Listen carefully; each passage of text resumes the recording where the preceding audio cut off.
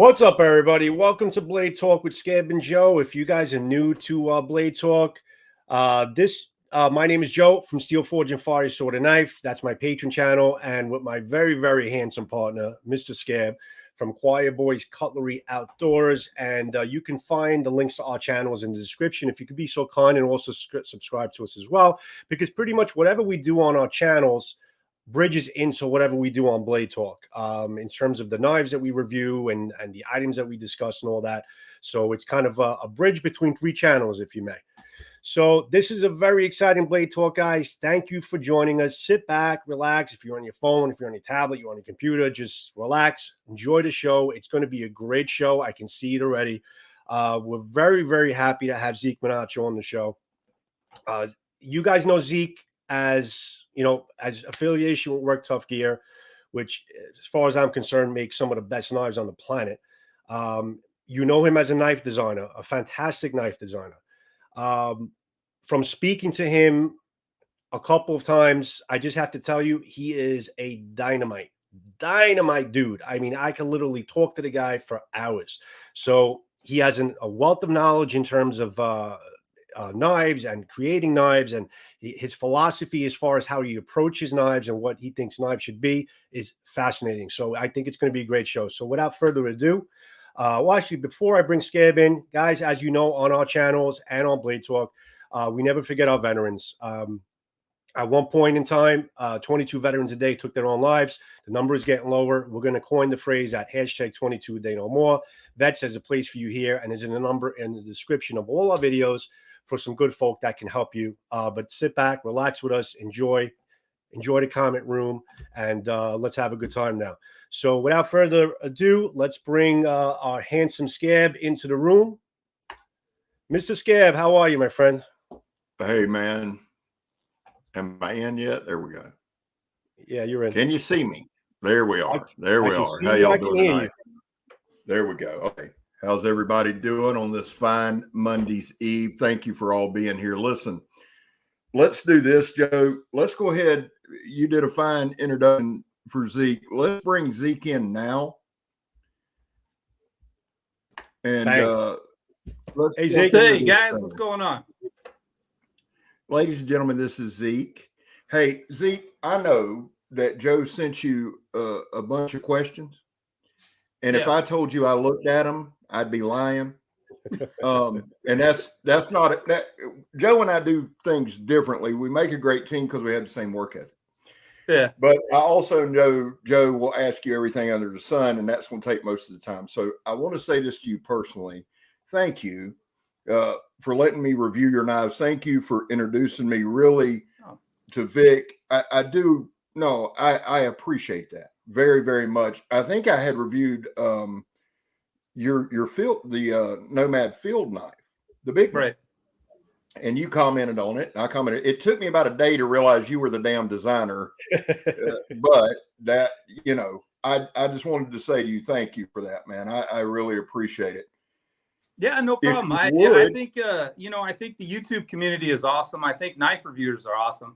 But I really connected with the way that you use the knives because, a lot of the time that's the way that I use my knives. You use them for whatever is the task at hand. You don't use them for some kind of mission specific deal. You may have a hunting knife on you and that's all you got and you're screwed and you need to make a tent peg or something. So now it's a bushcraft knife. Right. So, yeah, man, I appreciate you. I appreciate your channel. I appreciate ChoirBoyz Cutlery. Well, thank you, man. Let me ask you this, and then I do because I know Joe had questions. Hang on a second. Let me see if I could get my headphones on because this, I think the volume went down just a little bit on this. Did it? It may have. Hopefully this doesn't mess nothing up. Let me address the room. Guys, welcome everybody in the room. There we go. If Pete Morrissey is still watching, I know he had a lot of flooding by his house, so he's in and out. So, Pete, I hope everything's okay with you. But DJ Horn, you're actually early. It's impressive, my friend. You're actually in the room. Johnson's in the room. Rusty Knife Lover. Thanks, Rusty, for being in the room. All of you guys, welcome, everybody. Welcome, welcome, welcome. John Peters, everybody. Mikey's in the room. Cerebral Ballsy. Mikey's got my Raja too. So if he screws it up, it's going to be cerebral ballsy with a foot in his ass. But let me tell you something. That Raja 2 is a knife that got me through every bodyguard gig, every security gig, every band security gig that I did for about, I don't know, 7 years. It was that and a HK USP 9 were the two things that I kept on me religiously. And that Raja 2 is a hell of a design, hell of a good knife. It's honestly, and I've got you. Well, you know, you've seen the channel. I've got a lot of them, but that Raja 2, I'm letting Mikey reprofile it. He does sharpening and all that, and does a good job. But I wanted him to dress it up. I've got two, and I'm gonna be honest with you, Zeke. Just hands down, straight up honest. No matter what I do, like if we take off on a Saturday adventure, no matter what I want to take with me, I'll put it in my pocket. Megan has used it a bunch. I mean, it's a folding kukri. You can't. It's one of the few knives. It's one of the few pocket knives you could chop with if you need to, too. I'm not saying it's the best chopper out there. I don't know. I don't trust anything that's got a pivot on it to actually go out there and really chop hard with all day long. But if you need it in a pinch, hell yeah, that thing's awesome, man. And that triad lock is no joke. No. Well, speaking of chop, let's get into your design some. Let's get into, and I want to start off with the proper chopper. And then, Joe, I do, and I say this, I aggravate Joe a lot, but Joe, I do want you to jump in with your questions. Seriously. Sure. Let me actually bring up right after I ask mine. Now, the proper chopper, was that your first foray into designs? No, actually the first foray that I had into designs was rolling on about 20 years ago. I submitted a design to Tops Knives and turned down cold, absolutely cold, and didn't mess with another design for, I don't know, about 18 years. And then I got, I ordered a custom knife from Dark Timber Customs from Pete Kohler. Ended up becoming great friends with him, best friends with him, and for a long time. And you know, we built the group Dark Timber Brotherhood and did all kinds of stuff with that. And he asked me, "Hey man, will you collaborate with me on a knife?" And I said, "Yeah, sure. You know, I'm into it. All right, let's do a cleaver." So we collaborated on the Hooligan cleaver, and that was a good foray into knife design right there. So that was the beginning. The first knife that I did with Work Tough gear was actually the Nomad Camp, the big Nomad. Yeah. This one here, that was so the Nomad line was actually the first one that I did with Vic. That's the 9.5-inch cutting edge one. Okay. The idea behind that was simple, and I hear it all the time. The old adage of a one-tool option. I don't even consider it a one-tool option. I just consider it a truck knife. Right. I love. I became friends with EJ Snyder. We had a couple of beers one night at Blade in the pit, and became fast friends. And I ended up getting one of his SXBs, and I really liked that. And I liked the way that it could do a little bit of everything really well. And I wanted to create something that was a truck knife, kind of like that, but you know, that had my flavor, and a whole line of knives that just kind of, you know, are a 7.5 at everything, instead of being a 10 at one thing and then, you know, whatever. And that's how the Nomad line came to be. Well, I'll tell you this, and I say, and not because you're on this, we've messaged about it. I've said it on the channel. I've showed the Nomad EDC, and I've got I think this is the Field. I get them screwed up, Zeke, and I apologize. This is the Field. Yeah, this is the Field. Yeah, that's. And I love this, and it rides in my car. But honest to God, the Nomad EDC is with me every single day, and I'll tell you this, I'd say this is a solid 10 for. I mean, everybody that I show, like I've got some guys that are real knife guys, you know. I mean, like real old school knife guys, and they love it. But it's got the right size handle. It's perfect for what I need. and I love the field, I love the camp and the proper chopper, but I've got to tell you, this Nomad EDC is for me, it's in, if I had to pick 4, it's in my 4. I appreciate that. I really do. And the thing about the EDC was Vic basically challenged me to finish up the line, get a small knife on the line. And, you know, it's, hey, John, how you doing, man? It was one of those things where it was like, how can I make a knife that A, fits your hand, and B, is small enough that you want it on you all the time? And it's going to have to compete with a whole bunch of folding knives, and it's going to have to compete with a whole bunch of other little knives that are on the market. And I just wanted to do something that followed that Nomad philosophy. And what that philosophy really is function before form. You know, people tell me, oh, I don't like the way that knife looks. Good. That's okay. It depends on how it feels in your hand, and it depends on how it does the work. Not everything's going to be a Bowie knife, and you know, compared to a traditional Bowie knife, there's places where that knife needs a little bit of help, right? The tip's going to be a little bit weak. You're not going to go batoning and stuff with it. With any of the Nomads, I'm perfectly comfortable with somebody getting into something that's, you know, 3/4 of the size of the blade and opening it up to split logs if you need to. Get into what you got to do with it. And the EDC just follows that function. It follows that function. I have said this, and Joe can verify this on this channel. I don't ooh and ah. Oh, now, if it's something that I think is beautiful, I'll tell you. But I'll take function over form every day of the damn week because of what I do, because of what I've done, because of what I need. And I think that's a lot of a real. And I say this, and you know, Joe knows we're all kind of at that age now where we can afford a little nicer stuff. We've worked for it. You know what I'm saying? But at the end of the day, you still want a knife that you can beat the shit out of, and it'll be fine.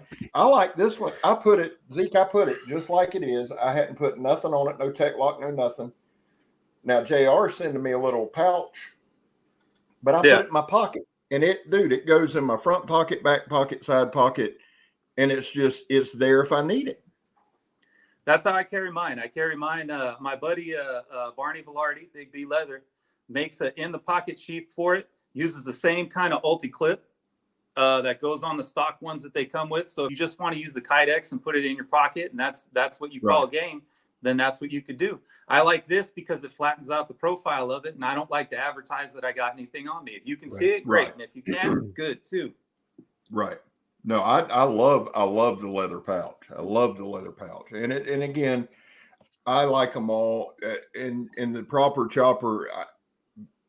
As far as really chopping, as far as serious chopping, I'm going over to Alabama in April to a little gathering, and that's what I'm taking for a camp axe is the proper chopper. That's awesome. I mean, because that's you know, it's what it'll do. It's basically what it does. Yeah. Takes the place of that hatchet, takes the place of the axe. It's the same size. Well, I saw that thing firsthand perform. That thing bites, man. That thing bites. Yeah, I tell people that there's a learning curve with it, and it's funny because there's a couple of folks that, you know, they're real outdoors guys. They're out there crafting shelters and lean-tos and doing all that kind of stuff. And at first, it seemed like the proper chopper didn't get the traction right off the bat. And I think it was because people didn't realize that instead of it being a cleaver, it's not really a cleaver. It's a straight edge kukri that doesn't need a sweet spot. So you can screw up and still hit super hard with this thing. It's a little bit different than just about anything else that's on the market. But when you look at it, you think, oh, okay, that's just another cleaver. No, as soon as you said the kukri, I was going to say, I swing it like a kukri. I let it do the work with that forward cant, and well, you've seen the chopping competition. It almost got too much of a bite. But that's not a bad thing. Yeah, if you remember, I actually messaged you and said, hey, you got to be careful with those. You got to get in there on that 45 with them, man, so you can make those V cuts. Because if you want to go straight down, it will lock up on you, man. Because it'll bite all the way. Oh yeah. Well, and I've busted, not cut. I've busted 2 4x4s that exact way, going straight down, locking up, and then but it did no damage to the knife. Joe, seriously, with your questions, go ahead and fire one off, because I know that Zeke was fired up for them. So why don't you? Yeah, but I mean, even before I get into that, you know, I since we have the topic of your knife design, Zeke, I mean, I commend you and I respect you for that, because you're looking to make a knife that's well-rounded, that can do the job, you know, that's going to work in your hands and do the job. I mean, don't get me wrong. I think all of your knife designs are beautiful. I mean, if people, you know, I don't see anything wrong with it. I think they're all great, but you're going towards you basically function over form. And I respect that, because not a lot of people do it out there. I mean, they basically go out there trying to get, you know, getting the prettiest good looking knife with the sexiest curves and all that. And, you know, because, you know, but you're seeing it, you're saying, oh, I want it because that's sexy, you know?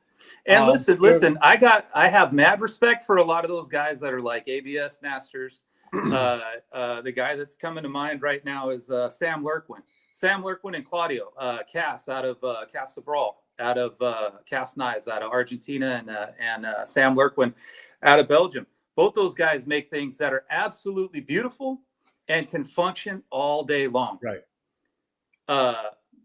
I just like to make them so that, or design them. You know, I don't make them, but I like to design them. I just like to see them and be the end user of one that is just completely built for your hand and completely built for the task, so that you're not getting tired. And whether or not it's going to get 1 million likes on Facebook group or on Instagram, that's great, man. But I'd rather see people that are really into it using them. When somebody sends me something, Nordic Wilderness is a great example. That guy on Instagram, he's just a hell of a dude. I'm constantly in awe of the things that he does with his knives. No, he has a good skill set. He has a serious skill set going. He really does. He does a good job. All right, so Zeke, so you know what? Let's dive into a couple of these topics. I know these are great topics, and I think you can definitely broaden up on them, and you could definitely bring a lot to the table with this. But since you know what, let's bypass the first one. Since we're talking about your knives and designing knives, let me ask you this question, Zeke. Sure. What have been your trials, tribulations, and your rewards of being a knife designer? And basically, how did you get there? You know, how did it come about? Sure. Let's get this off screen. Yeah, let's well, without taking up the whole hour and a half on the history of how I get into knives, man, because I'm 48 years old and I've been playing with a knife since I was about 1. Basically, yeah, my dad had a Randall Smithsonian that I was just absolutely fascinated with when I was a kid. We had moved to Tennessee, and I had slept with that thing under my pillow when I was little, in the sheath and all that stuff.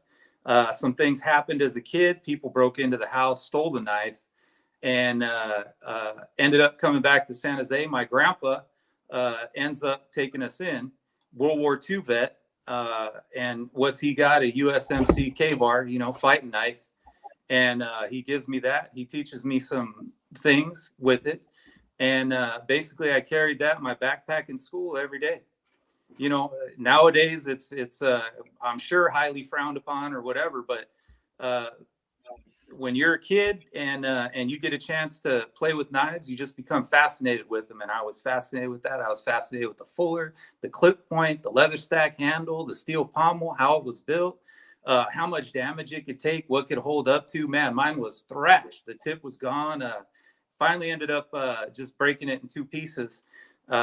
You know, because it's a stick tang knife. It's a through tang knife, but it's still, you know, it's a thinner tang knife. So when you start learning about batoning and doing some other stuff like that, it was time to get into something different. And when I did, I absolutely fell in love with the Beckers originally, just like a lot of people. With that BK9 and the handle, and I every time I see Ethan Becker to this day, I shake his hand and tell him thank you, you know, for putting such a good knife design out there. As far as the trials go, you got to be ready whenever, you know, I got to tell you, so knife design is a lot like the music business. That's the analogy that I have, or it could be like the fight game too, but it's mostly like the music business, because you submit something if you're a knife designer, you're more like a performer than you are or you're like a songwriter, actually, because you're not really the one that's making it. And you just got to get used to people saying no. Right. And sometimes you take no for an answer, and sometimes you don't. And you just keep pushing and plugging away with it. And then somebody will see what you could do. And thank God for social media now. Right. Because now there's knife groups, and there's I call them support groups for knife addicts. Mm-hmm. You know, there's all these different places where you can express what you're good at and what you use and what you do and how you use it. And I think once the knife groups start taking off, that kind of made it easier to get into other stuff. Once they selected me for that Forged in Fire Knife or Death, Pete Kohler over at Dark Timber did a great job of making a 2XL hooligan for me with a 14-inch blade. Just beat the hell out of that thing, and learned a lot about, you know, different kind of cuts and just everything that went into beating the hell out of a knife on TV. And it was great because once that, yeah, go ahead. Is Dark Timber still going? Yeah, Pete's doing great, man. The Dark Timber Brotherhood group has about 17,000 people in it, man. They're doing good. Wow. The only reason I ask is I saw one, and it was before I ever got into doing the reviews and things. Yeah. And bro, as far as form, it was as good a looking knife as I'd ever seen. And I'd love to have one. That's why I was asking. Things happen, and you get slammed, and I got a room full of stuff. But the Dark Timber thing, man. And you did, didn't you help a lot with the handles?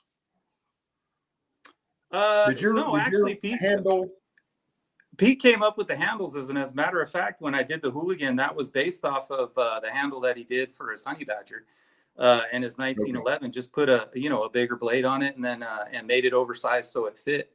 But those single position handles that he did are awesome. If you're interested in those, the best place to look is on the Dark Timber Brotherhood. And okay. Yeah, and I think he's got a run. He said he's got a run of Mustangs coming up, which are his fighting knives. So with those, you got to really pay attention to them. They go fast. They go like hotcakes. I bet. You can imagine. I bet. Yeah. Well, before we move on, I do want to say this too. One, to everybody. I see Carl and Matt and Jerbs and everybody. The one thing that I would say to everybody in the comments, if you haven't tried Work Tough gear, the one thing you have to know about Work Tough gear is their handles are second to none. And I'm not, again, this isn't because Zeke's here, but none of that. It's just they work. Before I ever met Zeke, my guy Kirk, that's 2 streets over, I reviewed his Tyall, his mini Tyall, and his Mount Bushman. We used to work together, and he brought that Mountain Bushman. He goes, dude, check this out. It's a new company. Oh, yeah. And the first thing was the damn handle. And right. I know a lot of guys that are subscribed to me are 35 and up, busted hands like ours. The handles, again, are just second to none. Period. Well, now that's G10 and all that. That it's just awesome. And Vic started doing, thank God, he started doing Micarta also, because I love Micarta. It's got a little bit warmer feeling in the hand, a little bit more positive grip. Doesn't look as pretty as the G10, but and then, I don't know, because the way that he does the G10, it's so close to Micarta because it's sculpted and all the rest of that stuff. The thing about Work Tough gear that turned me on, now let me tell you the story of Vic. I met Vic at the 2018 Blade Show West, and James Helm from Helm Forge, also he's a Forged in Fire winner. Awesome man, makes these huge cleavers, carcass splitters. We're friends, me and my wife and his wife are friends and all that stuff. And James comes up to me and he goes, Zeke, you got to see this. And he comes up to me, and he's a big fella, by the way. And he comes up to me and he says, man, I finally bought a production knife. He's never bought a production knife at one of the shows before. And this is just, I go, all right, well, show me what's going on, man. So we wind around to the tables and all that stuff. And on a little 6-foot table, unassuming, there's Vic standing there, and he's got a fella helping him. And I just looked at the knives. I looked at the fit and finish of the handles. I looked at the fit and finish of the blade. And immediately I said, can we do something together? Because I'll tell you what, even more than the knives, I liked his vibe, man, because he was humble. Yeah. He's unassuming. And goddamn, if that guy, I call him a honey badger, because when he needs to be, he'll stand up to a lion. And I love that about him. He's just, it's nothing but respect. It's nothing but respect on a two-way street for me and him. And I can't get enough of his work. And I just enjoy the hell out of him. He's just a good dude, good, solid family guy. So when he said, yeah, man, let's do something together. And I gave him that first drawing, because I draw my stuff out by hand. Now I'm old school. I take my time with it. I put all the measurements on it. I do everything that, my mind works like a CAD machine. I can see everything in 3D. I may not have many gifts in life, but that's one thing that I can honestly say is I could see a knife inside and out, how that skeletonization is going to be, what the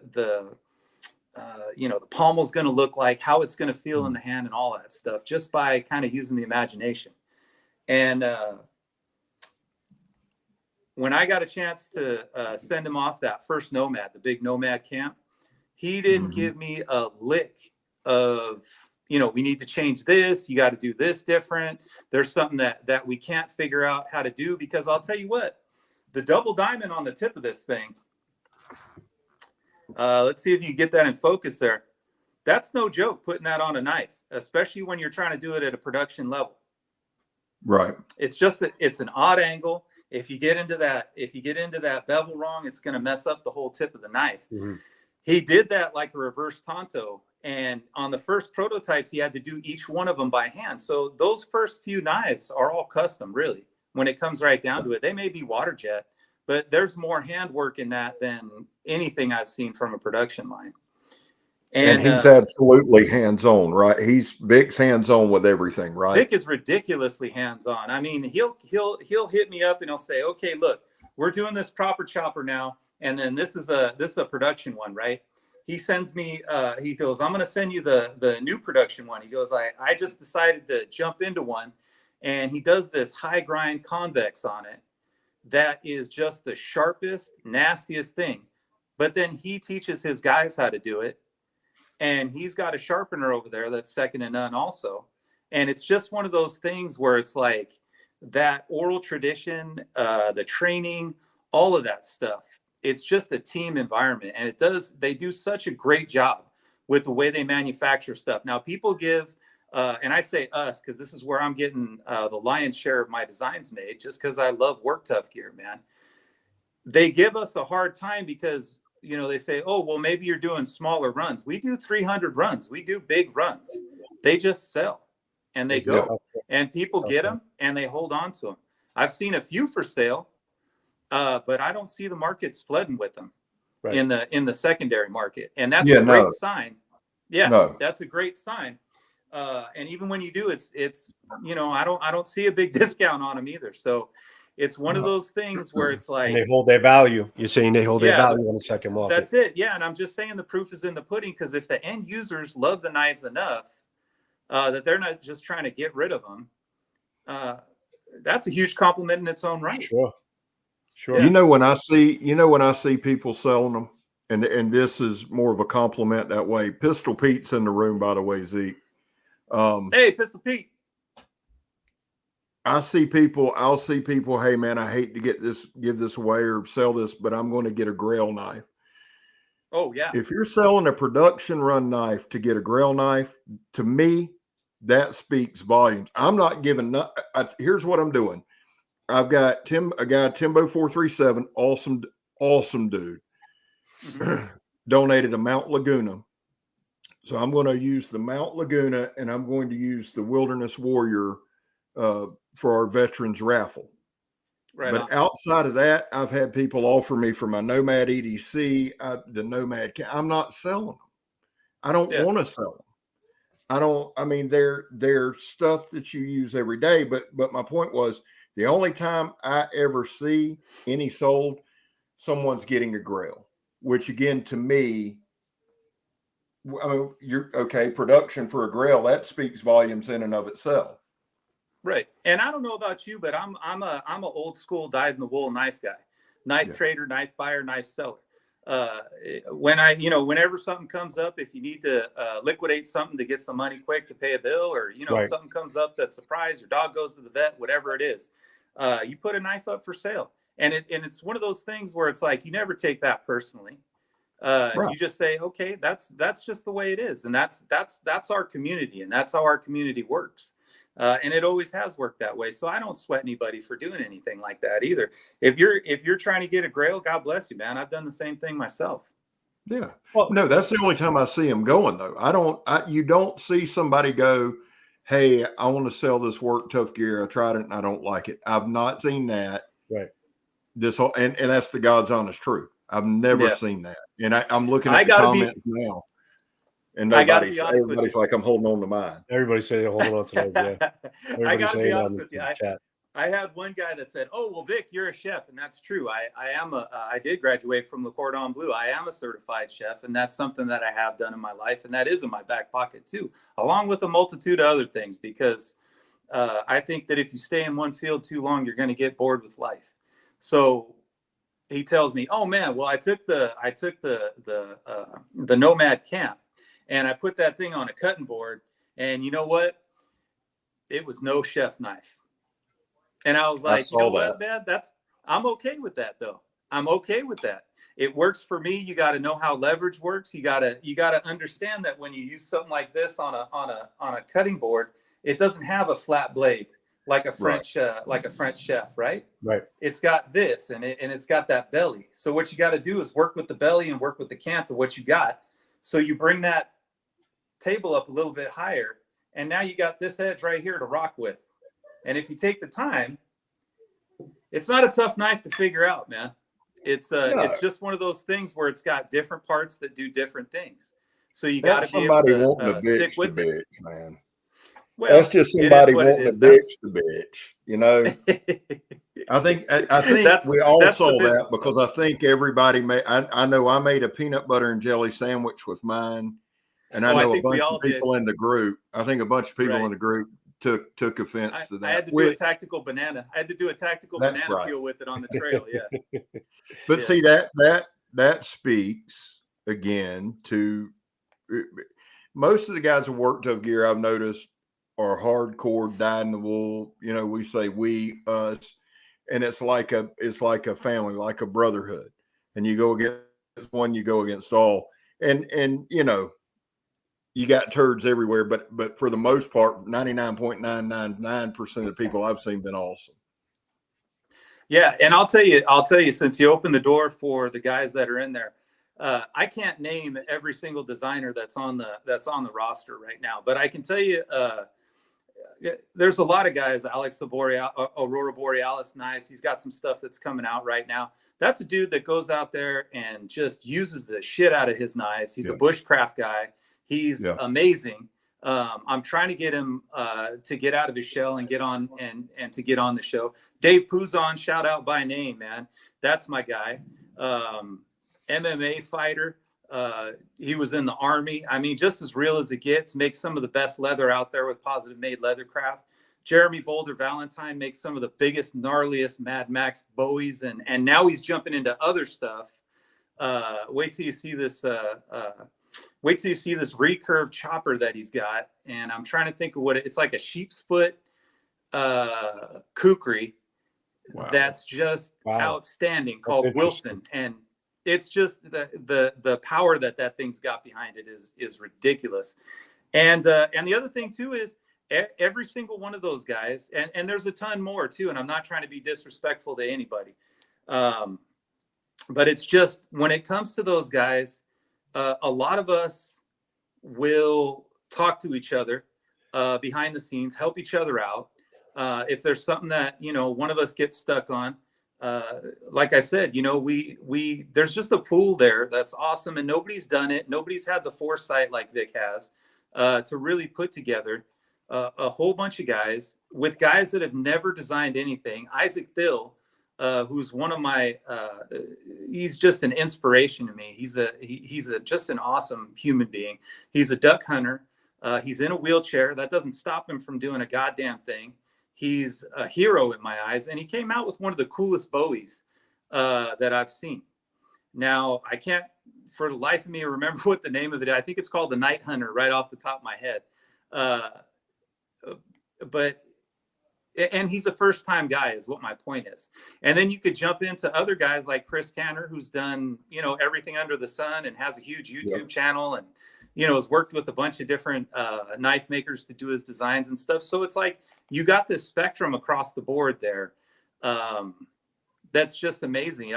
Boulder Valentine comes to mind again, because he's actually a custom knife maker who's doing a production line with his name on it. And he puts his heart and soul into every knife. And it's just, it's a chance for me. It gets the creative juices flowing. And I think that at the core of being a knife designer, you got to be a working artist, right? You got to be a guy that goes out there and does blue collar shit. But you need to also have that whimsy in your heart to be able to put your stuff out there in front of people and be okay with getting slammed. And then for the 4 or 5 guys that say, dude, your stuff is pretty good, you focus on that. You go with that. And then when they give you a negative comment or something like that, you don't need to internalize any of that stuff. All you need to do is go, well, I can see it from your point of view too. And then move on. Yeah. Yeah. The other thing with you guys, you're all of the designers have all been very open to give feedback. I know I've reviewed Eric Alder's stuff. I think I've reviewed one of Alex's, but Alex and I'll not message, but we comment on each other's videos.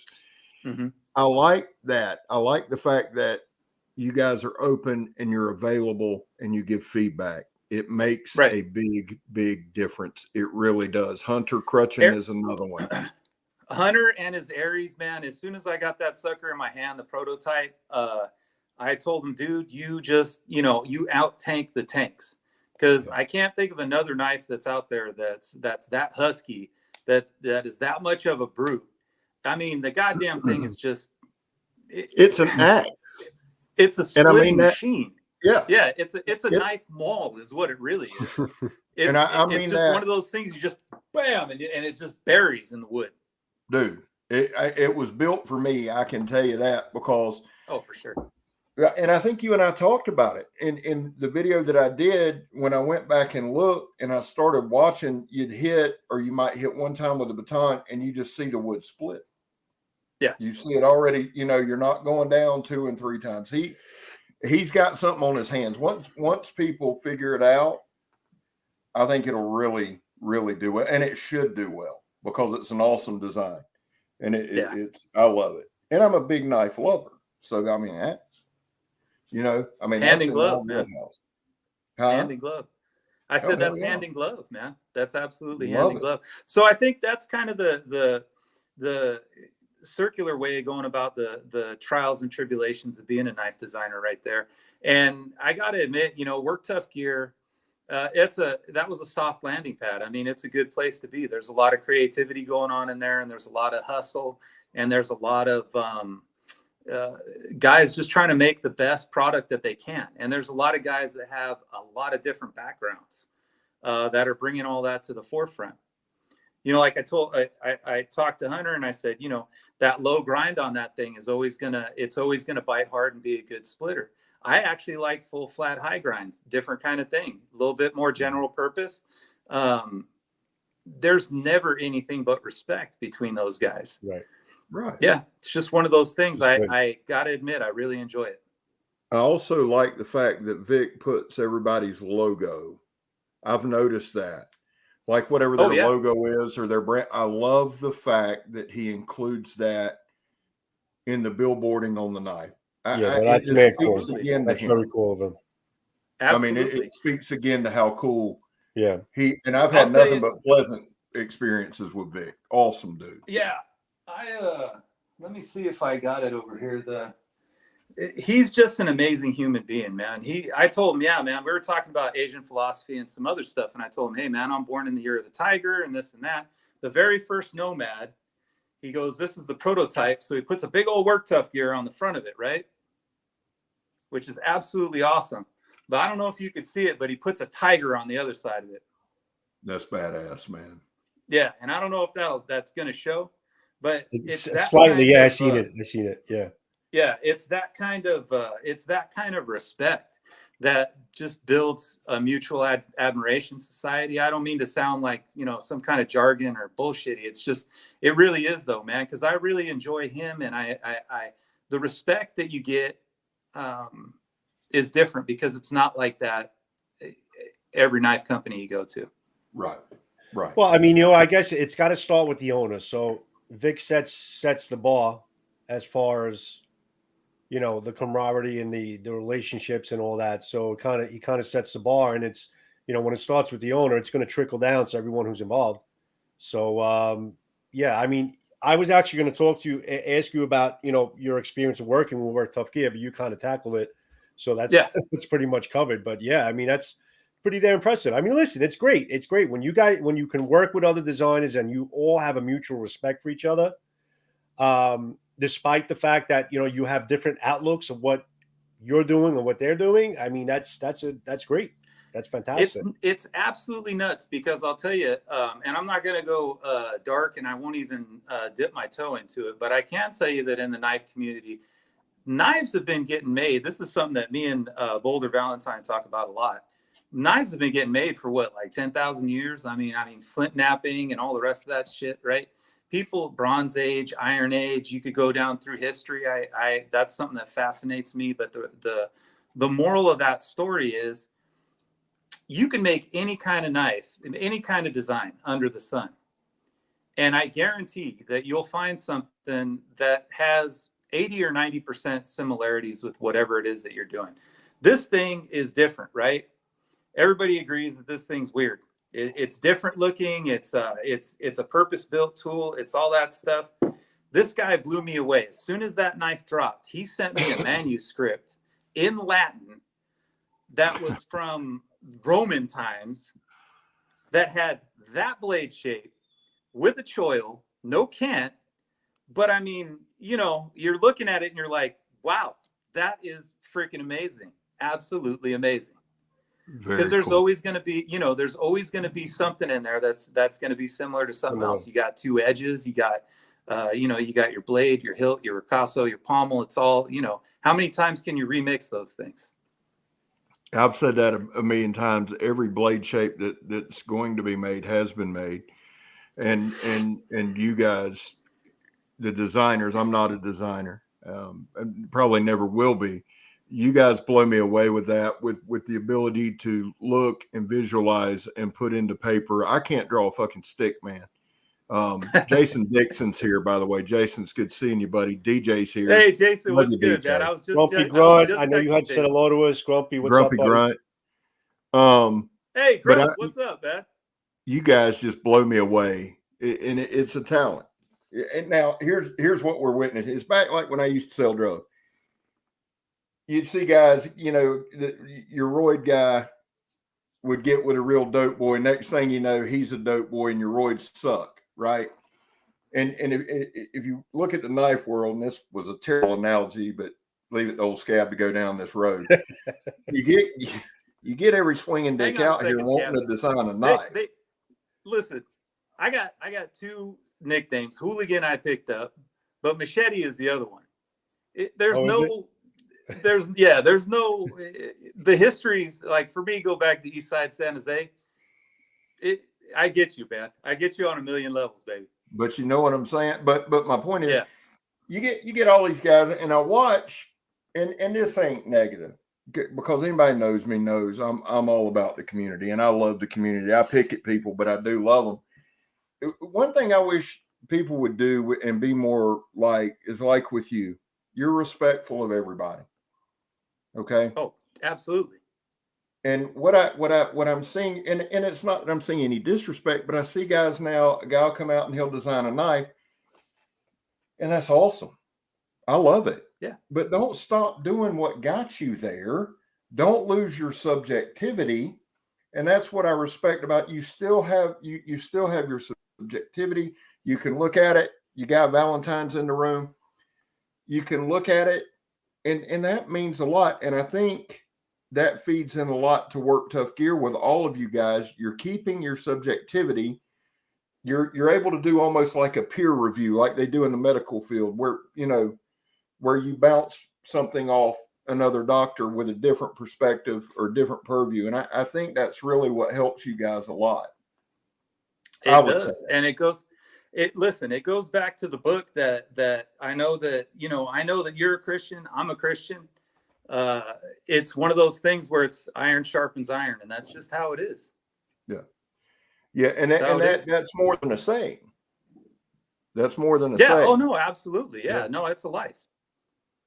You know your boy Valentine's in here. Why are you talking bad about him? Oh, hey, Boulder, what are you up to? Oh, he just gave me a howdy. You're going to have to rewind the tape a little bit, Jeremy.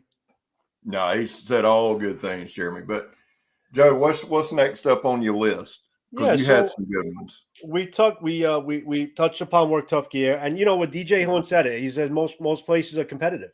And it's true. It's true. Most places are competitive. I mean, the fact that you guys support each other, it goes with the brand. It's in the grand. Let's crack that open for just a second, because competition to me is okay, right? Competition in a team is okay. Competition in the workplace is okay. As long as everybody's pulling in the same direction, competition is dope. Right. Once competition turns toxic, though, and you're trying to one up somebody, that's when, to me at least, I lose interest. I absolutely lose interest. I got a fighter's mentality for a lot of things. And that's one thing that I got a fighter's mentality on, is if it comes to a challenge or something like that, it's great. I'll give it my all. But it doesn't mean that we're going to be friends at the end. So I don't really want to get into that kind of competition. Right. I mean, that's just my personal opinion on that. I'd rather have the friendship and be less competitive, because the friendship, now that I'm 48, means a whole lot more to me than who can piss further. That's exactly right. And you learn those lessons the hard way sometimes. Oh, scars. Yeah, baby. You got scars from it. That's just part of it. I've found too, and that as I've gotten older, I value friendships and relationships more. I can tell you, I've never raised a hand to a friend, or they weren't a friend. Oh God, me neither. Yeah, no. In my opinion, there's a couple things you can't talk out. Maybe one, maybe two, but 99%, you put your pride aside and you talk it out. That's what a man does. That's what it's about.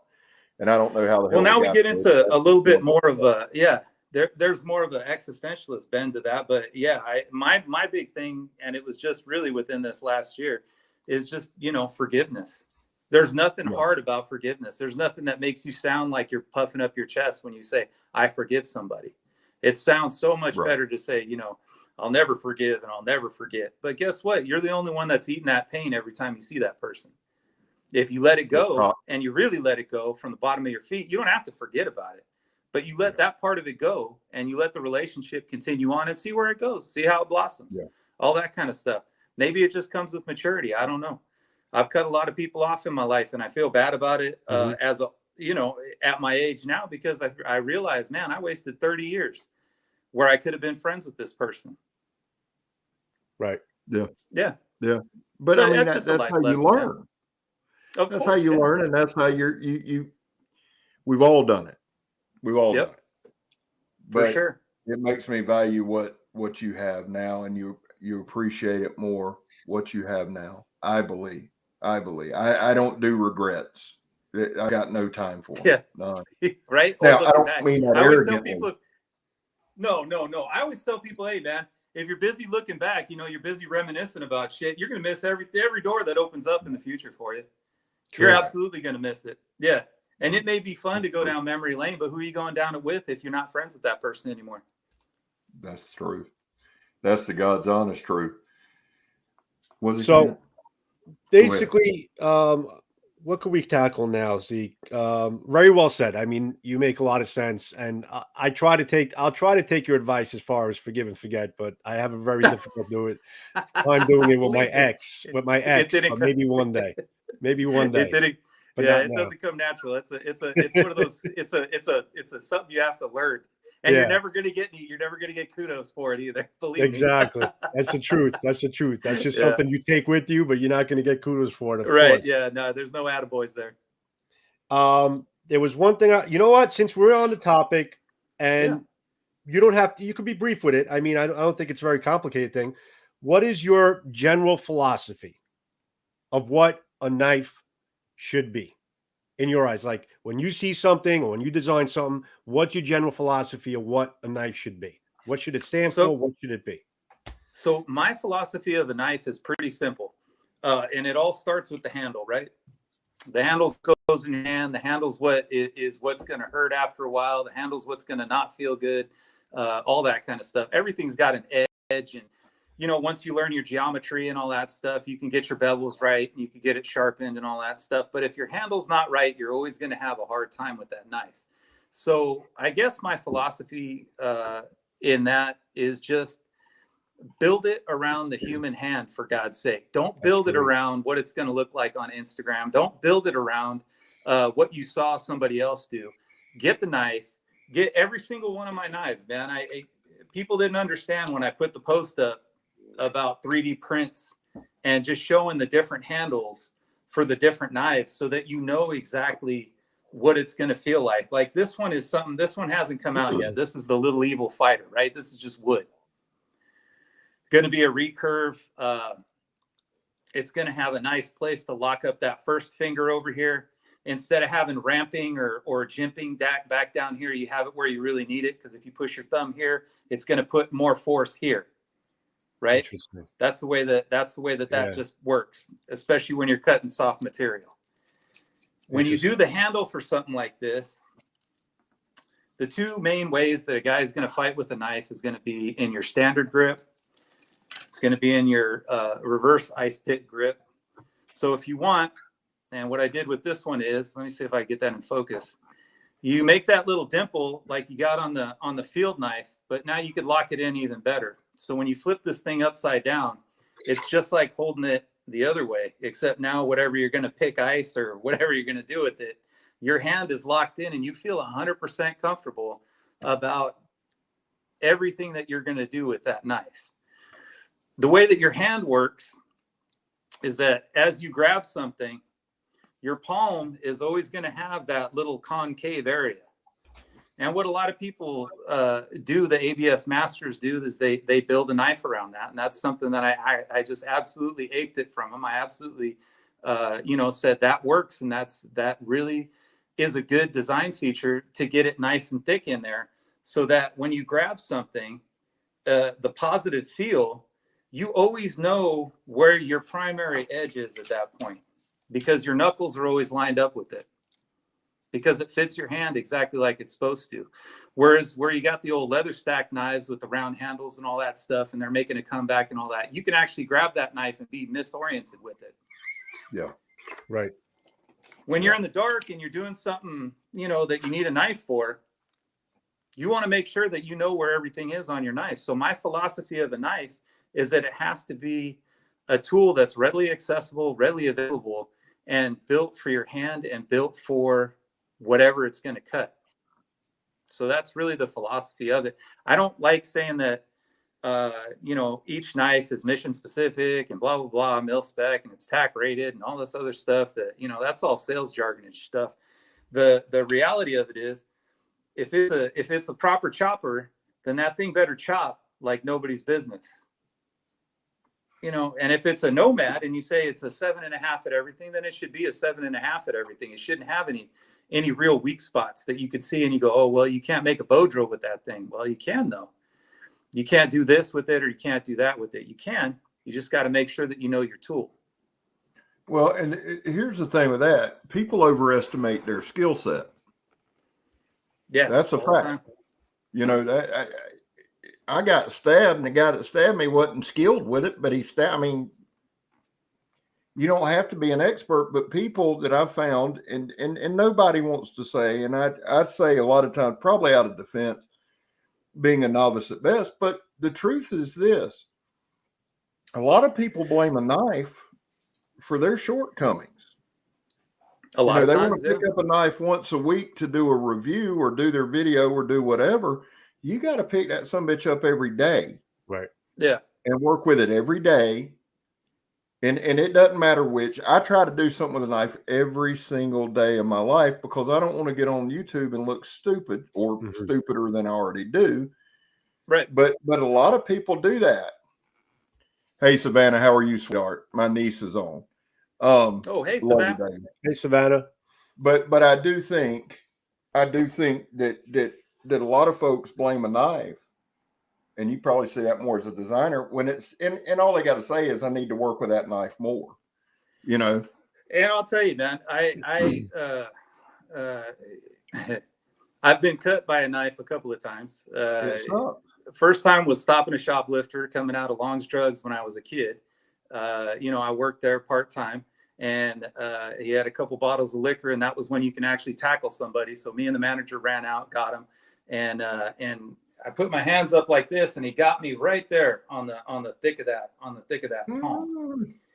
And it was such a good cut, and it was such a clean cut, and it just made me respect the fact that a knife is good for multiple things. It's not just for cutting boxes. It's good for whatever you have it on you for.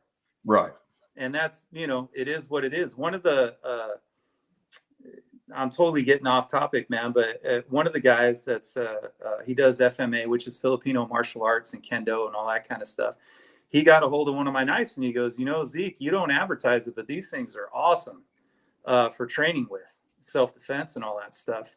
Because of the forward cant, because of the piercing tip, because of but you know what? All those things are built into it because of the experiences of my youth and being a knucklehead and getting into trouble. And that's it. I killed a pig with a K-bar, field dressed them out, did all that stuff. I butchered and, all that kind of stuff. And it's just, all that stuff is built into it. If your skills are up, you're not going to, have a whole bunch of issues with the knife design or what the philosophy of its use was or any of that kind of stuff. That's why I always put on, you can see it on my Instagram posts, on a lot of stuff, man, is just use your shit. Use it every day. Use it every day. We use ours.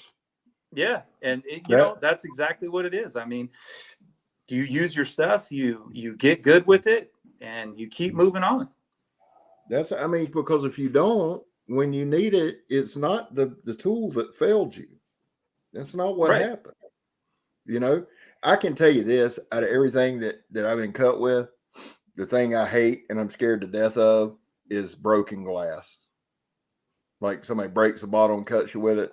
That sucks. Dude, I got broken glass in my knee right now from when I was about 14 years old and being a knucklehead. Yeah. I'm just saying, of everything to get cut with, I don't like it. No, it's terrible. Yeah. It sucks. Or rusty barbed wire when you're a kid running through a field and not supposed to be.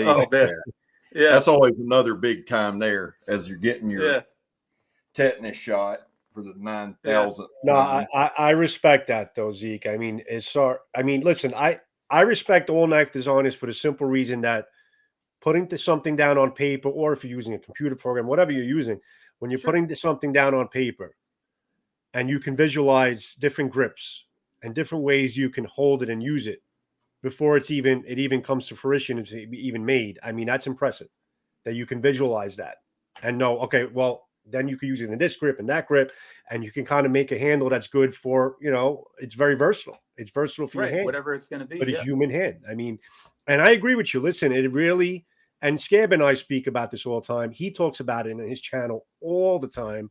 I think his emphasis on any knife he reviews is pretty much the handle, how it feels in the hands. Are they hitting hot spots? How does it feel in certain grips? How does it feel after cutting with it all day? How does it feel taking in and out of your pocket? It's important. So yeah, the handle, I agree with you 100%. You're building it around the handle, get the steel the right way, get the dimensions the right way, get the right type of steel, you're the right edge, and it's all going to come together. But yeah, I respect that. I definitely do.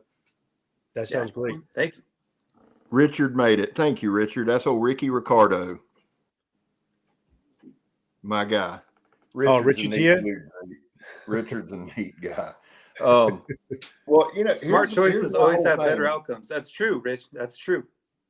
Here's my whole thing, Zeke. Like, I'm trying to pull my fingers together. That's all I got. Like this one isn't as bad, but that one's broke as shit. But so that's why when I talk about handles on the channel, that's why handles are so important to me. Right. Poor choices. My choices, and I got to live with them. But at the same time, that's why I appreciate what you guys do. To me, a guy who takes care of the handle first, I'm always about. You know, because you can sharpen a spoon, you can sharpen a butter knife. We've done all that, and you can use it. But how comfortable is it? How practical is it? So, right. As a consumer, as a dude who knows zero about, I can't draw a stick, man. I'm dead serious. But just as a dude who uses your stuff, man, I love it. Yeah.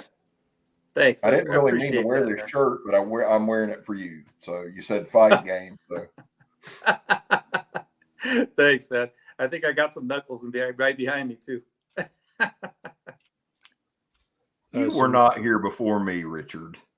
He was not, Richard. You're lying. I didn't see you unless you didn't say anything, Richard. You're lying. Richard's my camping partner. He makes sure that I don't hurt myself or nature.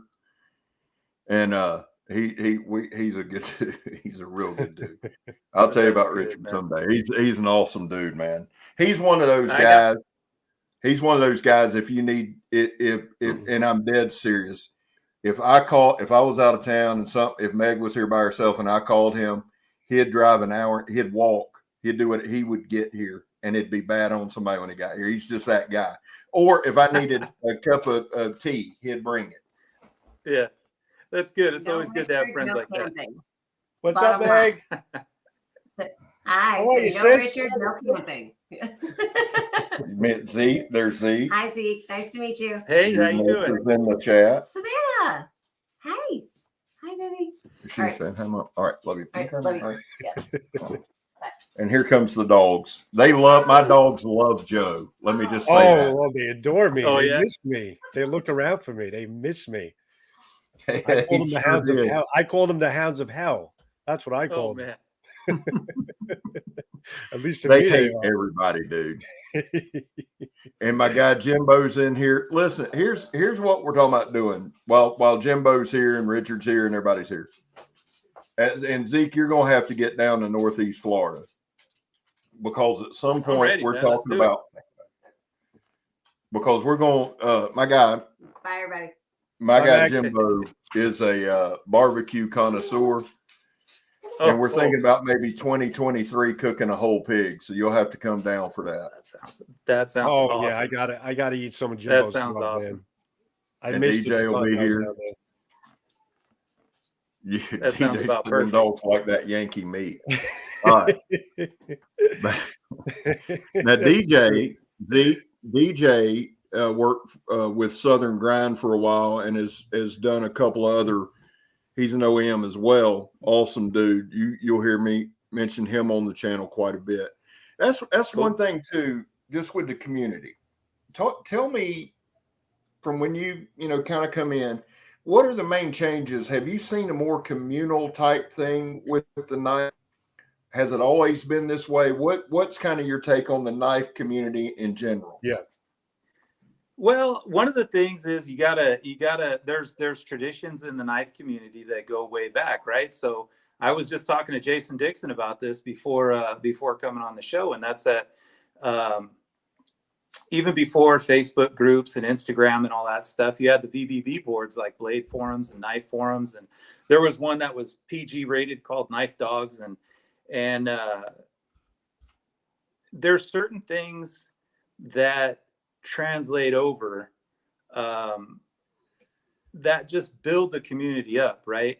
If somebody goes down, like a knife maker goes down or something, you'll see a lot of knife guys pitch in. Right. You'll see them throw in on knives. You'll see them do raffles. You'll see them do whatever, and then just give that fellow whatever the money is, and help them out that way. You see guys going all the way across country to help them if they need an anvil or a forge, or maybe one guy's got a truck and he can move that shit for you and then get it over to you. I myself have opened up my house for people that have come down to LA. Maybe they were at a trade show. Maybe they were coming down here to pick up a grinder or something like that. And, you know, it's just a perfect time to realize that in life, you know, we argue about dumb shit. We argue about politics. We argue about sometimes people, he said, she said junk. We argue about stuff that doesn't really matter. What the reality of all of that is that we have about 90% of life in common. And we focus on that. And knives just happen to be a great segue into that. So when Facebook came around and you could make smaller groups that are based on a knife company or whatever the idea is behind that. Maybe it's a buy-sell group. Maybe it's a what I call a show your shit page. You know, you just go on there for likes. You're fishing for them. Those groups are okay. The ones that really get into it are, you know, what we're building out with the Work Tough Gear Adventure team is that we want to do get-togethers. There's guys that I've met in that group that, I mean, Hunter Cutchin is a good example of that, right? There's guys that are in there, and it sounds so 8th grade, man, or 6th grade, whatever, but there's guys out there that are just waiting to be friends. Yeah. Right? Not everything has to be two dogs in a corner staring at each other, snarling. And that's what we're taught as men, is that's how we react to each other a lot, especially if you got a little bit of an alpha streak in you. So what that does and what those knife groups do, and I think what the magic of them is in the knife community, is it lets you bypass that portion of it and just get right to the good stuff. And that's honestly what I've been interested in from day one with it. When somebody gets hurt and, you know, they say smoke and prayers. Smoke goes back to the Native Americans. Right. The sweat, doing all the, you know, sending prayers up with it and all that stuff. Prayers, we think of the Christian philosophy. We think of, you know, whatever the religion is that goes along with it. But what it really does is cement those friendships and lets people know that, yeah, there's other people out there just like you that are going through the same shit. And we just happen to have a pocket knife on us. And you get to that one part and it's just so much better. And it's so much more fulfilling than just being a guy that goes out there and tries to hustle shit, like tries to sell your knives or, you know, do the marketing, do the promo, do all that stuff. It's better to make friends, take an interest in them, and actually see what's going on with them and give them a hand up if you can. I'm always about opening doors for people, man. If I can do it, I do it. A lot of the times, you know, I get burned on it, but a lot of the times, you know, you end up making a good friend. And I'll take the 1 out of 8, you know, where you actually make a friend with it. That's enrichment to me, man. It's not a fail the other way either, because at least you got to help somebody. That's edifying to the soul. That's how I look at stuff, man. I don't know if it's the way that other people look at it, but that's how I see it. And that's how I see the knife community. Yeah. Well, and that's what would let me ask you this then, because I enjoy the knife community. Now, one problem, and I say this, and this is me, because I can't speak for anybody else but me. Yeah. There are times with me that I want people to get along so badly, and I take it personally when they don't. And that still happens at 50. And I'm working on that. But the thing that I love about the knife community that I'm seeing and that I've seen is, and it's crazy, man, a knife or a knife company can bridge a gap, and two people that would never speak become fast friends. I would never talk to Joe. He's got a punchable face, but because of knife communities and things like that. I haven't punched me yet, Scab, so it's not and I'll say this, Joe came down and spent a weekend. Right. And that's a friendship that we'll have for life. Met Donnie. Donnie's a great, what my point though is this, or what I want to get to is this. Do you think this is a golden age for knives? Do you think I'll tell you in some ways, I'll tell you in some ways, I think that there's two ways to look at it, right? For the knife community, I think that it's beautiful, because we're at the point right now, and I think we're probably just over the point for Facebook, because they're starting to get so ticky-tack about everything. So I see people getting banned and censored and all that stuff. So that makes that a little bit harder, because the idea of it is that it's a social platform and you're supposed to talk to people and not worry, about what context a bot thinks that you're typing something up into. So in a lot of ways, I believe that it is a golden age for people to get to know each other through the knife community. Now, if you ask me, what do I think about, the knife market and where we're at, I think that's at peak oil right now. I think it's as big as knives are going to get. I think that's where we're at. I tell people this and they don't believe me, but a lot of it rides on what happened with Forged in Fire, how that brought people into the world, how that showed people what was going on with it. History Channel was a great platform with it. The Begg brothers had a reality show that was on there. Now you see all these survival shows, which are already, they're kind of a dying breed now. They've kind of run their course too, where people are out there using their knives and getting into it and all that stuff. So all that stuff kind of culminated to really make knives just boom, pop, right? Mm-hmm. But just like with anything else, there's a retraction to that. So I think right now, and I don't mean to sound like negative about it or anything, but I really do think that we're at the peak time for it. So if you say golden age, I really do believe that we are at the peak of it. Well, and I mean too, let's step away from the community and step into the actual knives, because I don't remember a time where we've had the choice we've had. Oh God. From as many different makers as we have. Right. Prices, varying prices. Yeah. The prices from very affordable to you're out of your damn mind. Yep. Right. Everything in between. And I'll never listen. I will never, and I will in private, but I would never publicly knock somebody for what they charge. That's what we're about. I mean, that's the dream. And as long as somebody will pay it, somebody will charge it. But I think this might be a golden age, because I just don't remember the selection, the price, the whole. I mean, dude, you can go. I'll tell you where in a minute you can buy any knife you want. Yeah, and I'll tell you for that. And you could go to a million websites, and you could do. We're even starting our own. Thing called the Sequoia Outpost. That's going to have a whole bunch of knife and skills related stuff that goes along with it as we progress. It's just a weekend venue, and we're just kind of getting into the tippy top of that thing right now. But what I can tell you is there's never been better choices for steel. People have never had heat treats dialed in like they do. There's never been as many people that care about the way that their knives perform terminally at the very end user part. And you put those three things together, and yeah, if you're talking about that, that's absolutely awesome right now. Because, my knives in K340 Bowler or SK85 or N695 or ATS 34, I know that none of those are M390. I know that none of those are MagnaCut or whatever the latest, greatest, fanciest thing is.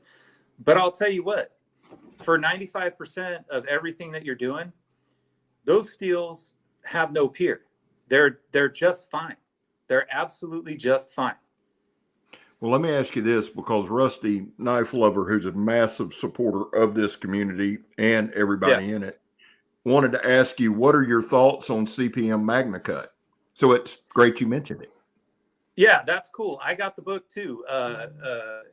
And I think with all knife steels, I'm going to put a blanket on this, a blanket statement on it. I think with all knife steels, you get to a certain point where it's how much more do you need? You know what I mean? Like with MagnaCut, I like everything about it on paper.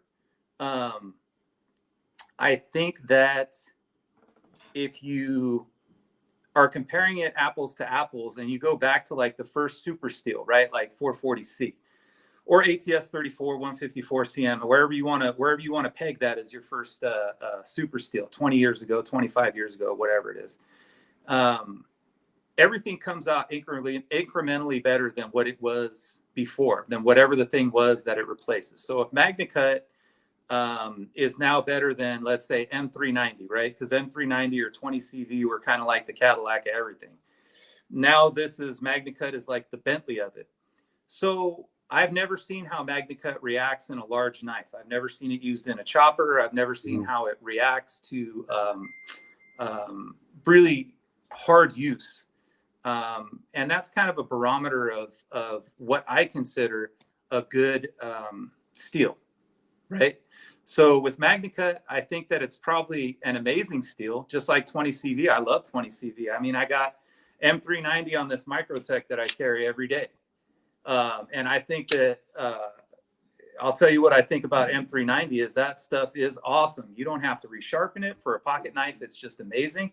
And I think if MagnaCut is a step up on that, there you go, man. I think if MagnaCut is a step up on that, it's only a good thing. And if your wallet can afford whatever they're going to charge for it right now, then, you know, get after it. I myself is a guy that's a vet in knives for, you know, years and years and years. I don't feel like I need the latest, greatest stuff at this point. That said, yeah, I do have that. I do carry that M390 Microtech on me quite a bit. And I love the steel and I love the performance of it and love the fact that you don't have to be sharpening it all the time. But I'll tell you what I hate about it is when you do go to sharpen it, it's a pain in the butt. Yeah. Yeah. Jeremy Valentine just said, can't sharpen 61 HRC in the field without a diamond stone and strap, which is true. Strops. AC, what's going on?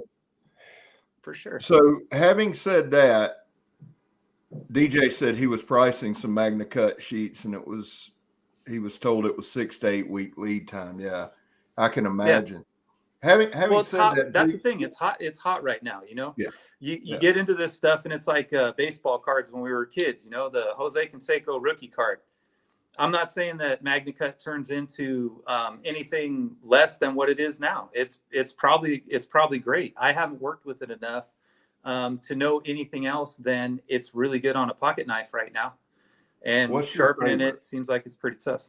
What's my favorite steel? Like to what Gerbs want to know, what's your favorite to work with? Oh man, I'll tell you what. I just had anything that we could get in Bowler K340 right now. I just love the heat treat that Vic puts on it. It reminds me of everything that that 3V does, but it doesn't cost as much. It's so I mean, it's a cost-effective steel. It's easier to resharpen. It holds an edge. Yeah, that's exactly what that is. Yeah, and you're down in Florida. And remember, the first thing I told you is, hey, man, tell me if that thing starts to pit or rust on you, because we've had great. Yeah, that's the thing. We've had great. Just great experience with that steel it's just got good corrosion resistance. It's tough. It's easy to sharpen. So right now, my answer is Bowler K340 for that. And I know it's not used by a lot of companies. And I'm kind of thankful for that because, you know, it gives us a little niche with it. But I'm getting the big Nomads in that one. I love tool steels. Matter of fact, Keith Hill, the guy that I ended up losing to in the grand finale on Knife or Death, he ended up having an 80 CRV tool steel that just performed amazingly well. So 80 CRV2 is way up there for me. 5160 is still high on my list. 1080 or SK85 still way up there on my list because when you get to using it and you get to used to taking care of your blade and conditioning it and all that kind of stuff. I don't know. I just like it. I like it. It's easy to work with. Well, let me ask you this, because you just mentioned 80 CRV2. Yeah. My guy JR, who's in the comments, keeps me in knives to review, demo, whatever. I just got this one, and that he sent down. This is from Hammer Down Forge. I don't know if you can see that. Yeah, I like Kieran Klein, man. That's a Hammer Down Forge. And they're making him, they're actually making him a custom, but this is that 80 CRV2. My quick question, is this the same stuff that Winkler uses or no?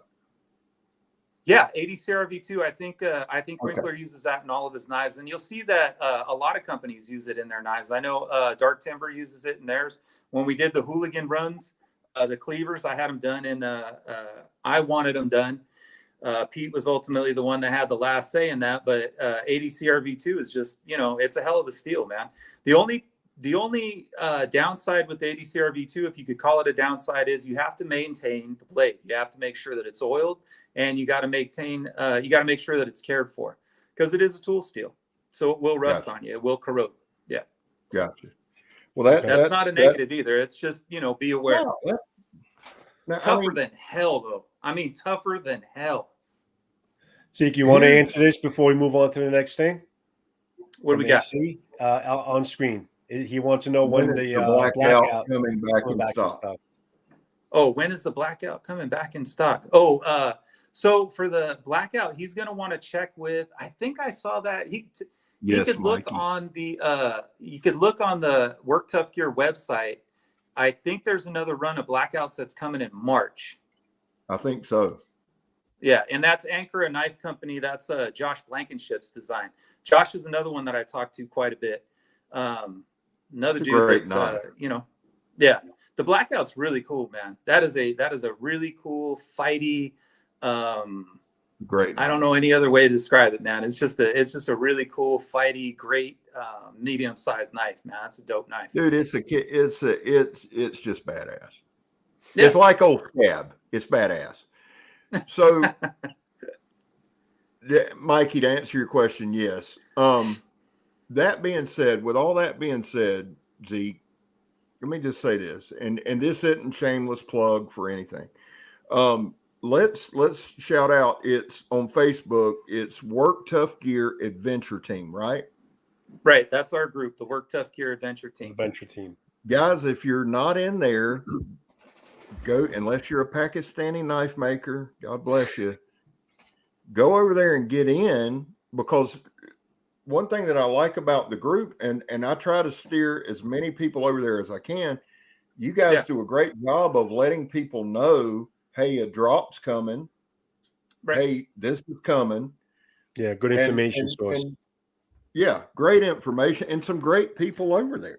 Really, we try to relate it, firsthand as soon as we figure out what's going on. Like, and sometimes Vic will shoot us a couple extra knives to sell too.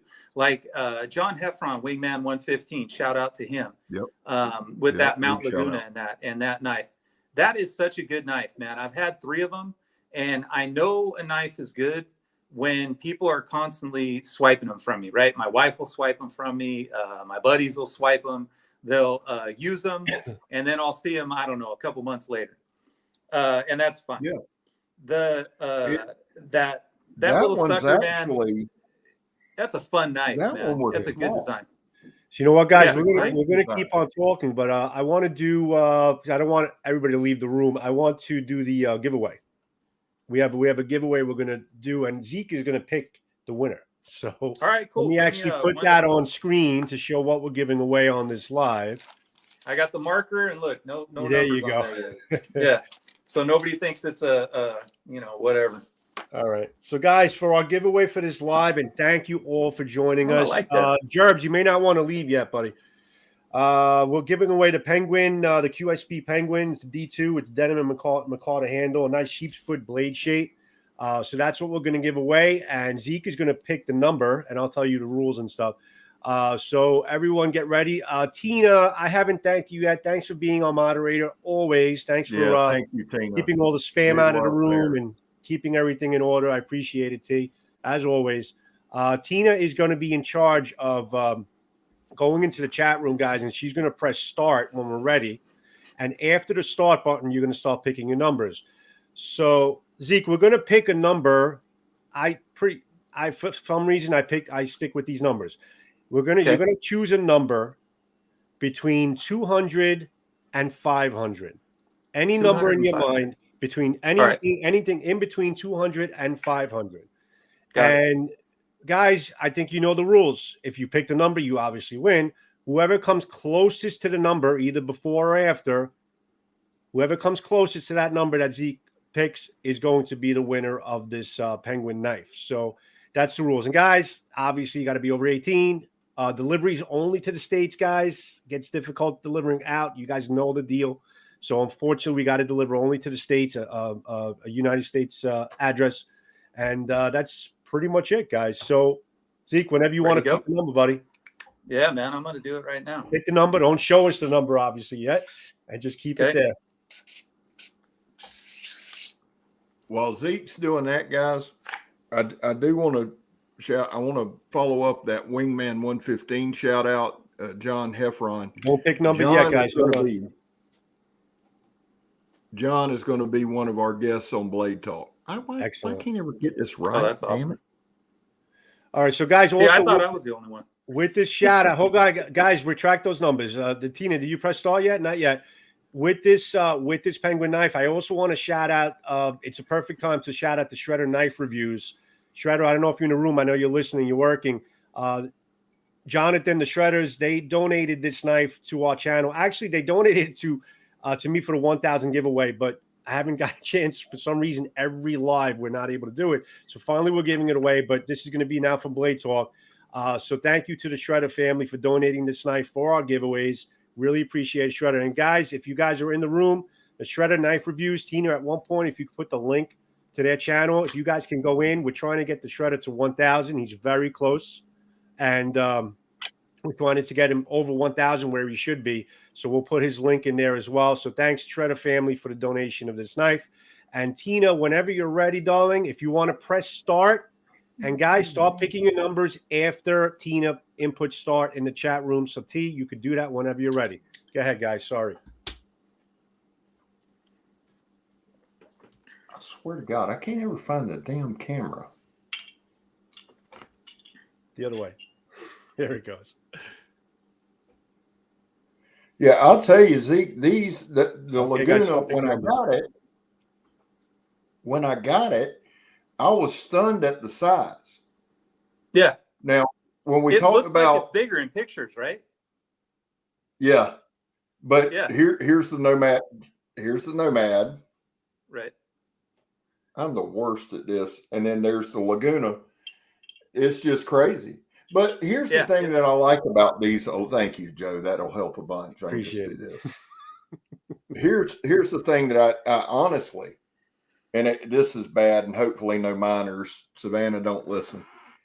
But one thing I picked up in bouncing, because I worked in bars, I worked in the club shit. My nerves couldn't take it. Yeah. But one thing, you're working in bars. If you ever see an old man standing over there like this, like he's holding, like with his hands covered, but somebody's about to get messed up. Yeah, it's about ready to go down. And I would never use this for this, but if you got to, that's one thing I like. And I like the way you did the tip because that's perfect. It just fits in your hand, man. Yeah. I appreciate it. Thank you, man. Not that I would ever slice anybody up. Yeah. But hypothetically speaking, of course. Hypothetically speaking. I say the other thing is what you never want to do. It's good for ham carving. It is. What you never want to do is use a Work Tough gear for a throwaway. You should always have a little $5 or $6 throwaway. Because I'm telling you right now, it's an act of God to get one. So you don't want to throw your Work Tough. I got to tell you, I mean, if you're a collector or somebody who basically, like you said, buys, sells, and all that, it's actually a really good investment to get into a Work Tough gear knife. If you're looking to basically buy it and sell in the open market, and maybe you could make a couple of dollars. I mean, considering the fact that they're so hard to get and they sell out so quick. Yeah. And they hold their value. I'm not huge on guys buying stuff at retail and then just gouging people. That's one thing I've never been. I don't feel like it brings stuff to their wallet, right? But it doesn't bring anything to the community. Like it's not enriching. It's not enriching. No, I mean, it's fine. I don't respect that. I'm talking also as far as somebody just owning one and knowing that it's holding their value. And if they want to move it, like we discussed before, to get another. Oh yeah, then you always have something in your pocket. It's a great investment. Yeah, I need to get $200. Boom, there you go. You got $200. Yeah, it's ready to go. Yeah, it's like getting into a good car that holds its value, and you're going to end up buying it because you're going to sell it one day, and then Right. be able to have a good return on your investment. I mean, that's what I'm saying about that, you know? Yeah. So hopefully I think everybody picked their numbers. Tina, if you could press stop somewhere and we'll start seeing who won and then we'll show the number. So let's wait for you to press stop and then we'll start looking at the numbers and stuff. Well, Savannah, since you're close to that age, you should know I'll probably go too. How about that? How about if Uncle Scab goes to the bar with you? I don't think anybody would enjoy that. You can ask your Aunt Megan. She can vouch. Because if Uncle Scab shows up, it ain't going to be open long. I promise. So, hey, Scab, do you go through that where you go into the bar and you just can't relax because you're still feel like you're watching the room and you're still taking the temperature, everything? Dude, it ruined me for that. All right. I can't just go have a beer and relax now. Bro, I walked out back one night, and like I said, I always worked in little bars, but always, you know, my buddies, a lot of times with us, there was a little bar over here on box seats over on Blanding. All my friends would come up for like they went out to the club and stuff. So it was always super chill. Well, I walked out back one night, there was an issue. And the issue was they set me up. I didn't know it. And a guy come running across, man, and hit me in the face with a beer mug. There you go. And dude, I got a scar on one of these eyebrows from it. But from that time on, anytime, and it don't have to be a bar, it can be church. Anywhere there's a lot of people, my head's you're constantly looking at the room, right? You're constantly reading it. Yeah. Okay. I'll tell you what. I got a padlock one right here. When I meet you, Scab, we'll do the whole thing. But I got one from a padlock right there in the middle of the forehead, man. Those are always. Yeah. I had a buddy. You know what? Let's show we doing that room your number, please. Sure. All right. We stop. 357. Wow, I see some close ones here. 357. So Tina, if you could try to help me out here, see who's close to 357. So far, I think Jeff is pretty close to. He's at 354. So anybody closest to 357? 357. That's so cool that you guys do this too, man. Man, we try to as much as we can. Yeah. I don't give away my work tough gears. I don't like anybody that much, but we try to. I give away work tough gears now and then in the work tough group. You get them all the time. Yeah, well, and I pass it along too, man. No, that's why I picked the two for our raffle. Because and while we're doing all this, I did want to say to everybody, Joe and I will sit down probably this week and have a chat. Gary has 357 on the nose? No, really? Well, no, if he does, he won. Wow, Garen, man. Let me find his number. Who got you? Garen Pandalope. Good job, Garen, man. All right, I can't find it, but T, I'll take your word for it. I just, well, Richard's confirming it. Okay, so we got Garen. So I'm gonna. Well, that's awesome, Garen. Congratulations, buddy. So I'm gonna have to do this because I know Scab loves it so much.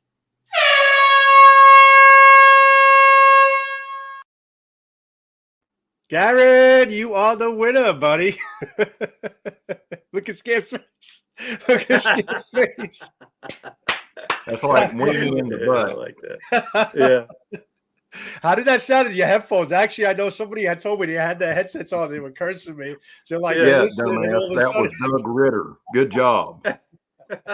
You did that to Doug Ritter. Gary, Gary, congratulations, buddy. I'm very, very happy you won it. And listen, Garen's another big supporter of all our channels. And right on. It makes me happy to know that he won it. And that is absolutely awesome. So, Garen, you know the deal, man. Email us. bladetalk22@gmail.com. bladetalk22@gmail.com. Get in touch with us and get us all your info, and we'll get that knife out to you. But congratulations, Garen. That's awesome. Very, very happy about that. Very cool. Write this down because I forget everything. All right. So we touched upon a lot of stuff, Zeke. I mean, there's a couple of things. I mean, if you want to, I mean, we did the state of knife industry. What do you want to talk about?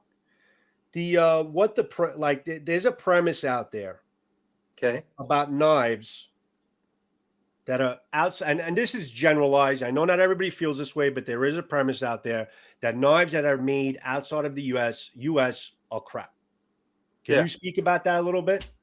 And we're even Yeah, talking about even like US companies that use outside of the US, outsourcing and all that stuff. outsourcing, and people consider that crap because they're not made on US soil, whatever it is. It's almost Right. like we're talking about the old day, like Japan, where we're talking about an actual katana, a nihanto, has to be made on Japanese soil with Japanese iron sand in order to be a genuine nihanto made in Japan.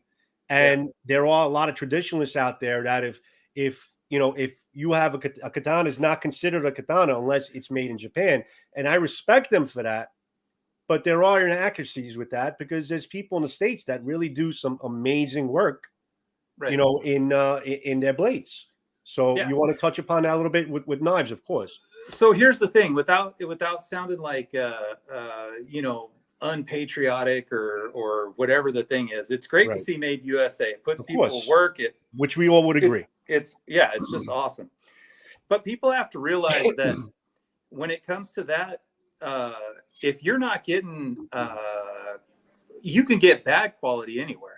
You can get bad quality from an American company. You can get bad quality from a Chinese company. You could get Damascus, that sub quality from anywhere too. It just depends on how skilled the maker is and how well they know it. Now, I'm going to talk about a couple of things, right? So when you look at the world and you look at who's traditionally made great knives, you got Solingen, Germany, you got Seki City, Japan. U.S. made steel has always been great, but these guys have also been making knives for generations within their family, for generations. And they understand heat treat, and they understand everything that goes into making it. They understand the grinds and the angles and everything else. When I look at Tai Chung, which is one of the big things that people would give me a hard time for, especially when I first got with Work Tough gear. Oh, they're out of Taiwan. Look at Taiwan, please. Go look at Tai Chung knives. Go look at why Spyderco gets all their best knives made in Tai Chung, why they get all their signature knives made in Tai Chung. Look at the quality of the Work Tough stuff. Look it up. Even if you don't have it in your hand yourself, look up the reviews on it and figure it out. Realize that a knife is a knife, and it's only as good as the quality that's in your hand and what that end user, his experience is with it. Whether it's made in the United States, like I said, I think that's awesome. It puts people to work, all that stuff. But if they're not giving knife designers a shot and they're not giving people a chance, that's one thing. If you're looking at knives from other places and you go, oh man, Solingen, Germany's been putting out the Messermeister brand, and they've been putting out some of the greatest chef knives since chef knives started being chefs. There's a reason for it, because they know what they're doing. So if anybody made that blanket statement to me that, oh, such and such is crap, or just based on what the vicinity was, where it came from, what the region was for it, I would say that person probably needs to educate themselves a little bit more about what makes a good knife, and in turn, what the history of that place is. Yeah, there's good knives made all over the place. I think people a lot of times, Zeke, confuse China and Taiwan, and good knife is further. They couldn't be further apart, those two. Yeah. I agree. 100% agree. Diametrically opposed. 100% agree. Totally different. But I think a lot of but I think that's where a lot of that comes from. Because first time you say Solingen, Germany, oh yeah, they're great, or is it Seki? Yeah. Say it for me. Yeah, Seki City, Japan. Yeah. As soon as you say that, they're great. City. So right. AC, you got to go to AC. You got to go to Home Depot, son. That's what happened. That's where he asked where he gets a throne like this. Well, it's like, listen, it's like anything, because you're talking about China. I mean, listen, there are, and I'm into katana, obviously. Yeah. There are really amazing forges in China that really do an amazing job. And they're the forges that just basically, 100 at a Crank time, stuff one and out. done, factory type of crap, you know, and they don't really take pride. But listen, it's all about the maker. I don't give a shit where the hell it is. It's all about the maker and taking pride in what you're doing and wanting to other people take pride in the fact that you take pride in it. And I'll give a prime example. I just reviewed a Sky Giro sword. That's a Chinese make, but their forge really takes a lot of pride in what they do, and it shows in their product. And I see a difference in this product compared to other Chinese-made katana, you know, renditions of the katana from other companies. So it's just a matter of, you know, whose hands and who's the skilled hands that are basically in charge of producing that product. That's basically it. Well, I can tell you this: Work Tough gear, it hadn't made a bad. I lost the audio. I lost the audio. Now? All right, we'll wait for you. We'll wait for you. Hey, he's going to come back. Okay. But well, no, I mean, I can tell you this: I've seen very few that can touch Work Tough gear, and I'm talking about production run knives. That's what I'm saying. Listen, knife for knife. It's not even about blowing smoke up anybody's ass. No. I mean, I haven't had the honor of basically cutting with them yet. But listen, I see enough of your freaking videos and seeing what you do with them, how you hold them, how you handle them, and how they basically come unscathed, and how happy you are with them to know that I was happy to hold a couple in my hand when I was in Florida with you, and just listen, that quality shit, man. It's just quality stuff there. The handles, really good. I mean, the testament of the handles, I can feel it. Here's something too. When Zeke gets back, Zeke's back. Actually, let me bring him in. Yeah. One thing I did want to sorry bring about up that. with Somebody was calling me. That's the downside of having a phone. No worries. No worries. That's all right. Yeah. One thing I wanted to bring up is the heat treat with Work Tough gear, because there's very few, and I dick around a lot, but there's very few, I think, on YouTube that hit as hard as I do, consistently as I do on the stuff that I hit. Mm-hmm. I haven't had one chip, one roll, one ding, nothing, not one. And whether it's heat treat or steel or whatever, the edges, the bevels, all that, they're on point, dude. They're on point. That every knife I've got, I'll tell you what, Zeke, I was going to ask DJ if he wanted to sharpen this, and I was sitting here just messing with this one. It's still sharp. That's that's just a testament to the heat treat that Vic puts on it. He studies it. Video after video. Yeah, he's not just book smart with that stuff. He's actually practical, and he tests the stuff and he sees what works.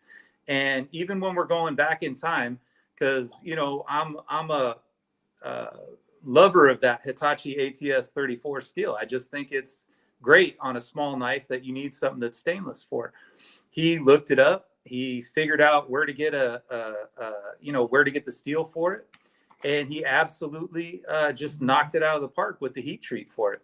Did a great job, and you know, kudos to Vic. I mean, kudos to Work Tough Gear for being able to put out such a good quality knife. You don't have to spend a whole paycheck on it, you know, and the sky's the limit. If you can't figure out what you like and looking at the Work Tough Gear catalog, now some of them, you know, you got to wait for them to come up because everything's got their turn. Yeah. But they're worth the wait, and they're worth getting into. I wouldn't be affiliated with them if they didn't. I mean, I wouldn't have my designs done with them if I didn't believe in them. Neves Knives is in the house. Neves, how are you, buddy? Good seeing you, Jared. What's up, Jared? You have not, but you're going to soon. And Jeremy, I want to see me test it too. Oh, what Jeremy wants you to test? Let me guess, the Wilson, right? The Wilson. Oh, yeah. Man. Yeah, Jeremy, I was telling him all about that thing. Yeah, that thing is just a beast. You're going to love that. Yeah, I want to bad. Jared, good seeing you, buddy. Yeah, it's... when you let me ask you this, Zeke, and then I'll let Joe take it. When you turn into design, say to Vic, mm-hmm. Are you to the point where, like with your design, do you go all the way down to the blade grind, or do you guys talk about it, or do you know exactly what you want? I'll tell you exactly. Listen, This is the little evil fighter, and that's why I brought these. That's why I brought the handle out. That's why I wanted to show that, because every part of it. This is a wood one that he cut out just so I could see how it reacts. It's got a 5 7 and a 5 3/4 inch cutting edge on it. There'll be a bigger version with 7.5. There's no part of it. When I say, and I'm happy about, hey guys, I got a prototype, and then take pictures of it and show you guys what I'm doing with it on the group and all that stuff. That's not PR or marketing. That's me saying, hey man, this knife will hold up to the abuse. I'll show you a good example of exactly what I'm talking about here. This is the first of the Nomad field knives. This is completely different than the one that you carry all the time. And I'll tell you why. When we first did it, it was only 1/8 thick on the spine. And what we figured out with that is it comes down to such a thin grind on the primary that when I went to go hack through nails and stuff with it, I got a little deformation on it. And then when I went to go cut through a 10-penny that was hardened, it took a chip out of the blade. So now this had a 19-degree bevel on it. So this thing is slicier. It's basically like a kitchen knife slicey. I mean, this is more fighter than it is utility knife. Now, when you get to the ones that are actually made, you're looking at a 1/4 inch thick steel. You're talking about a 22-degree bevel on there for the primary.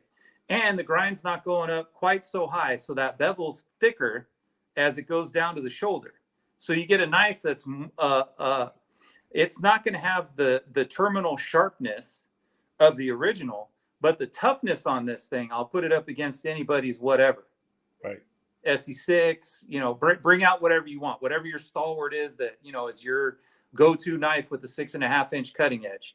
And we'll put it up against that on a toughness competition. So it morphed from a fighter type slicing knife that was good as a camp kitchen knife and doing butchery and that kind of work, to a knife that's a better all-arounder. And that's only because of the prototypes and the time we spend with them, kind of learning what's going on with them from the ins and outs. And I know a lot of the knife designers are just as picky as I am with it.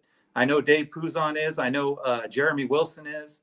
I know, not Jeremy Wilson, but Jeremy Valentine is. It's just it's one of those things that you got to take the time to really get into the knives and figure out what it is that you want that knife to do specifically. And if it needs to be beefed up, then beef it up. And if it needs to be thinned out a little bit, then thin it out a little bit. Yeah. Yeah.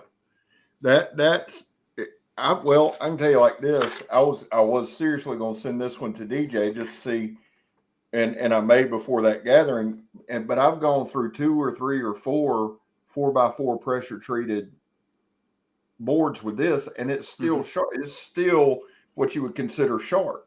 Yeah. And that damn testament to the edge geometry, testament to the heat treat on it. Heat treatment. Testament to the steel. Yeah. That AT-all, however the hell you say it, that Vic sent, that's the sharpest knife I own. I'm telling you. Are you talking about the big one or the small one? The big one. The AT-all. That big one is that's probably my favorite brisket knife of anything. Yeah. That's a hell of a slicer. Yeah.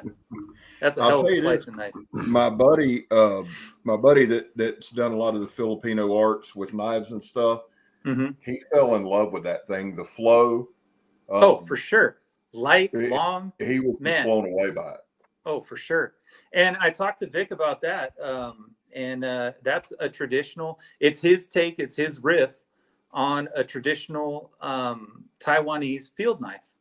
Yeah. Something that you'd find at a farm. Something that you'd find for cutting down crops. Something that you'd find as a light use machete, or a medium use machete, I should say. And that's kind of what it is. Yeah. Yeah, that thing is wicked. Heat treat for me, I think everybody will have a different opinion. I think heat treating for me is probably the most important factor. I mean, and me coming from swords, I can see the difference between a really good heat treatment and having a sword do a certain thing that it should do. Right. And another sword just, chipping, bending. I mean, you can see the difference between manufacturers and and who has it down packed and who doesn't. Yeah. You know? Yeah, I got a friend, Jonathan Austin, that decided to put the Nomad to the test, and I put pictures of it up on the gear page, and I also was so proud that I put it up on my Instagram too. He's basically just killing this stump that's got all these knots in it and stuff, and you just see you see the knife just go like this, and while it's in there, it's kind of going around a knot, and then he pulls it out, and boom, it just goes right back to straight. Right. Right. That's a good heat treat. I mean, that's just a good heat treat with the steel that can take it. That's good old tough tool steel. Let me just question the proper chopper. What angle is the edge on that chopper? Like, is it a 22 or? Yeah, the proper chopper is 22. A lot of my stuff now is 22, or it'll be 22 down to a convex. Oh, okay. On some of the tougher stuff, like the Nomad Camp is going to be a 22 down to a convex. And then the depending on which proper chopper you get, it'll either have a 22 on it, or it'll have that higher convex, higher shouldered convex on it. Yeah, me too, Gene. Yeah, that's interesting. Yeah, my proper chopper's sharp as shit too, and it's sharp. I mean, it's 20. Yeah, that's the one you were messing with. It's like legit. It's not. Oh, it's a great chopper. It is. That's what makes it sharp. Yeah, that's the thing, man. A lot of guys, will look at their knives and they'll be like, well, let's just put some 25s on it, so it's got that basic, like, almost axe grind to it. Yeah. And it'll chop. It'll throw some stuff with it. But me, with the experience that I have on that Knife or Death show, with the experience that I have just liking to beat the hell out of stuff, especially when I lived up in the desert. Being a city cat for a while, it's kind of taken some of the steam off that. But I like a 22. I like a 22. It's super sharp. It's still tough enough. And if you're doing something that'll deform it, chances are you're probably hitting something that you shouldn't be hitting with it, because like there's nails or something like that, that will deform the edge. Steel on steel is never a beautiful thing for the blades. Let me ask you. I got to tell you, I'm learning as you're speaking, because I'm taking notes about all this stuff. I'm getting a lot out of this. I'm hoping everybody else is getting. I'm getting a shitload out of this. So it's trial and error, and every knife maker in the world will disagree with me on something or other, but they disagree with each other on everything too. So it's just it's one of those things that it's all personal preference, and just because I say it doesn't mean that it's gospel. It just means that that's what I enjoy. And that's what I want to, bring to people and show them. Let me ask you this, Zeke, and then we'll probably start wrapping it up. It's about 2 hours. Were you nervous going on the Knife or Death, or were you just? No. I mean, we're not nervous, like scared. That's not what I mean, but just like pumped. Like, let me tell you what I was when I walked on there. The first person I saw was Bill Goldberg, and you're in a big ass air conditioned warehouse, right? Let me set it up for you. You're in a warehouse and you can't see what the course looks like. You don't get any preview of it. You don't get any kind of anything. Now, I've always had this kind of pit bull mentality anyways. I'm a gentle person and a nice person, but I do like challenges, right? So as soon as Bill came in, and he's riding his motorcycle and he's got his shirt off and he's just as jacked and as 3-ply thick as you think he is. He comes up and I'm talking with one of the other contestants, a good friend named Mark Campana, who actually makes knives too. And Goldberg comes in. He's like, well, you boys ready for all this? Yeah, man, we're ready for it. But I want you to do something first. He goes, oh, yeah, what's that? I go, I want you to hit me as hard as you can. He goes, oh, no. You don't want that. You don't want any of that. But that's my mentality on when it comes time to perform.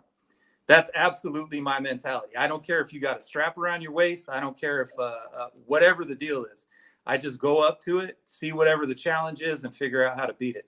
And that was the mentality that I took in there.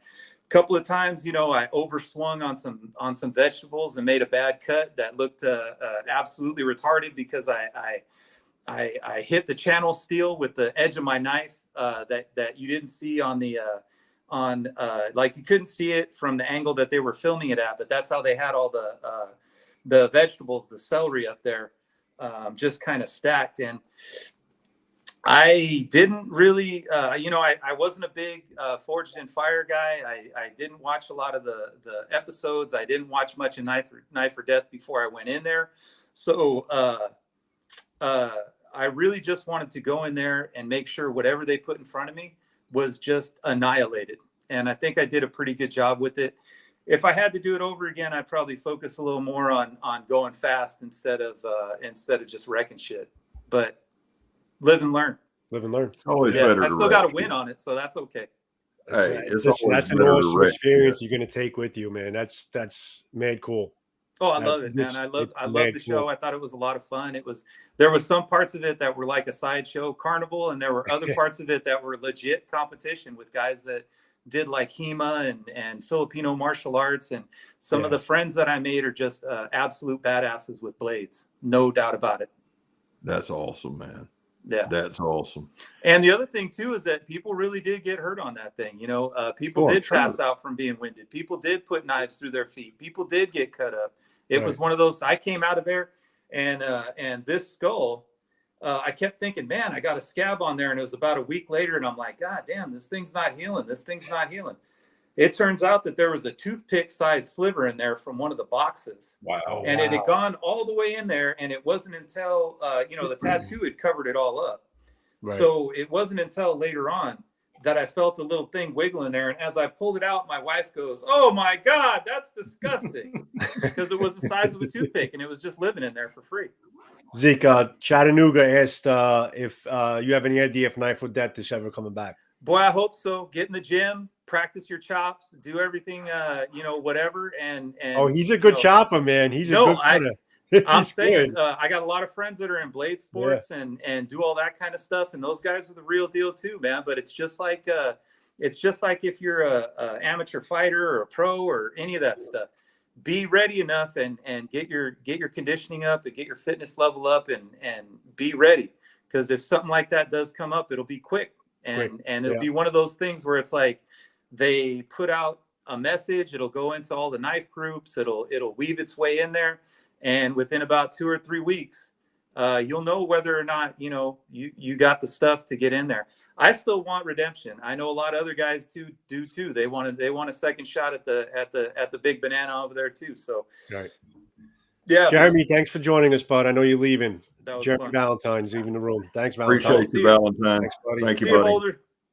DC, good seeing you, buddy. DC Outdoors joined us. Oh, right. What's up, DC? You mentioned conditioning. Were you surprised? Were you surprised, or were you just at a good fitness level?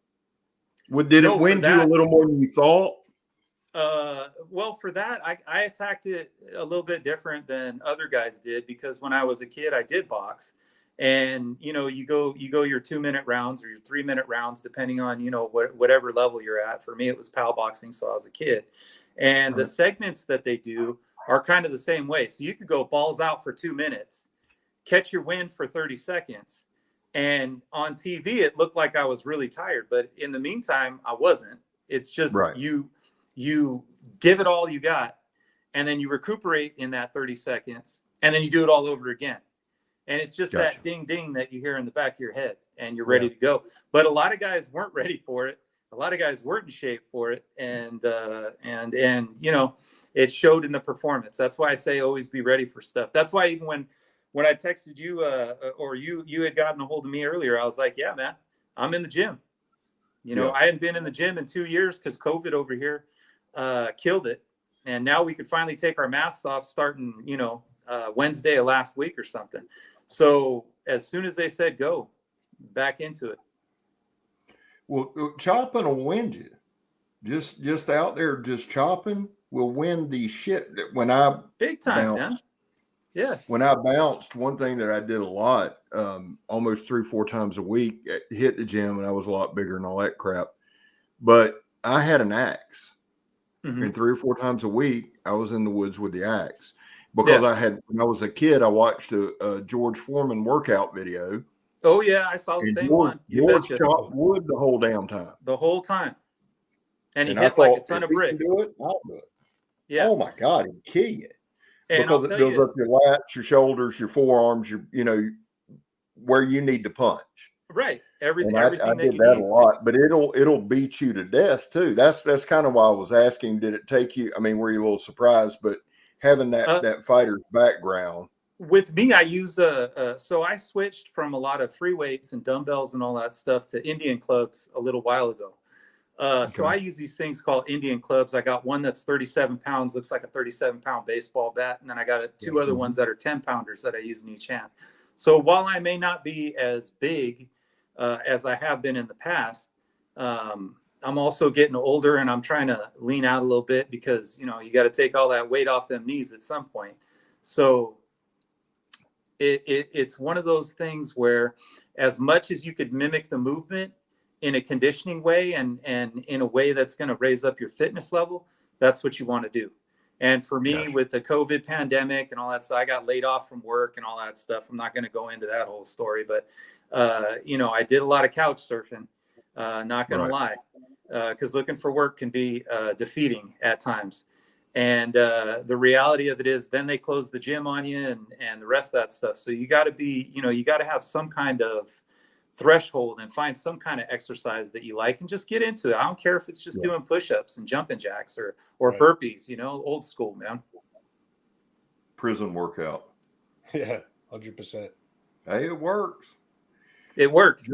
There's a reason they come out all stacked looking, man. You damn right. Yeah. You damn right.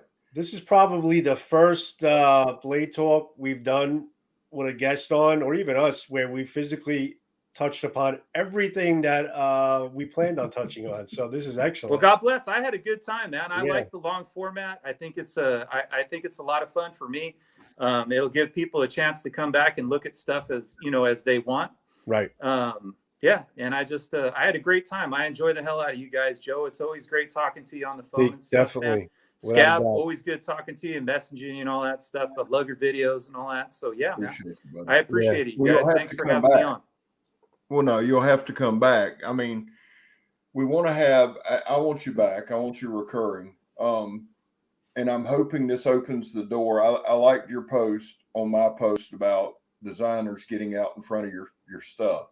Yeah. And they need to. Only they can speak. Listen, I can talk about Jeremy's stuff till I'm blue in the face. I could talk about Dave Pouzon's amazing Bowie knife.